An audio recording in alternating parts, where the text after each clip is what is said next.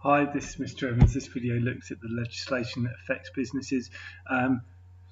There's three types of legislation that you need to know that are listed there. The key thing is that only a brief knowledge of each law is needed. You don't need to become an expert on law.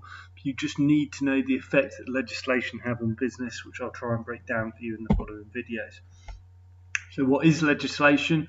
Legislation involves creating and enacting laws to protect individual firms and society as a whole. There are three types of law that you need to be aware of: employment law, health and safety law, and consumer law.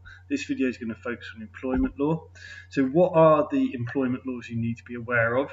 Well, you need to be aware of the national minimum wage and the national living wage. These are a minimum hourly wage rate that employers have to pay people, and the minimum wage and the living wage affect different people. So the minimum wage affects people from 21 to 24, and the living wage is workers aged 25 plus. The national minimum wage is slightly lower than the living wage because it can be harder for young people to get jobs. So the government has made the minimum wage slightly lower in the thought that maybe if it's slightly lower, it will be easier to get a job. If you're aged under 25, you don't have experience on your side, so maybe employers not having to pay you quite as much might enable you to get a job a little bit better. So they're the wages that you need to be aware of. The Equality Act 2010 is all about equality, surprisingly enough. It says that companies can't discriminate against workers on any basis, which includes gender, race, religion, age, disability. And this has a big impact on businesses recruiting new staff. So all of those are listed in the specification. There's a bit more explanation here of the minimum wage and the living wage.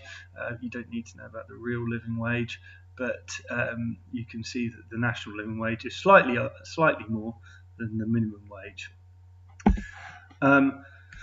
So what are the benefits to business of employment law? Well, you could argue that by ensuring that workers have a minimum amount of pay that they definitely are going to get, workers should feel like they're treated equally and fairly, which might lead to higher motivation.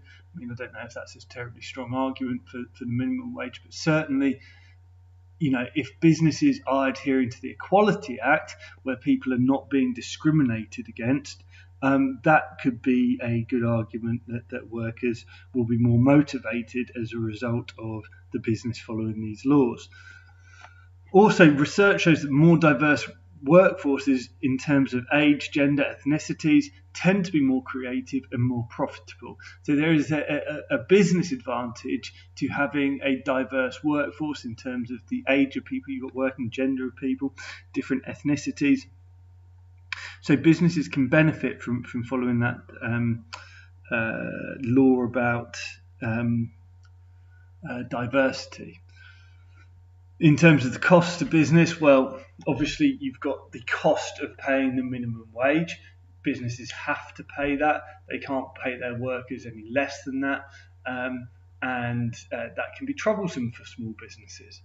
You have to monitor discrimination. You have to be able to prove that there isn't discrimination occurring in the workforce, which can be expensive to do in large organisations.